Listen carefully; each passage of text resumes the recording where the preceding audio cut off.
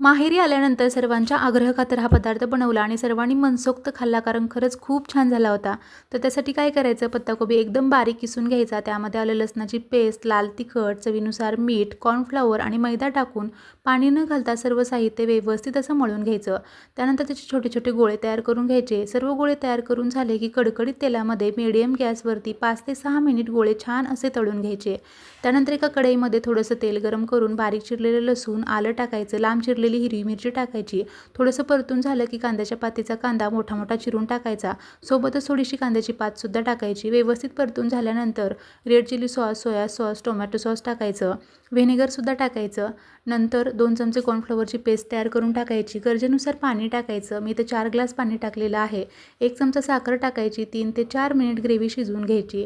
त्यानंतर तयार केलेले मंचुरियन ग्रेव्हीमध्ये टाकायचे. 2 मिनिट ठेवायचे. वरून कांद्याची पात टाकायची. तयार आहेत गरमागरम हॉटेलपेक्षा भारी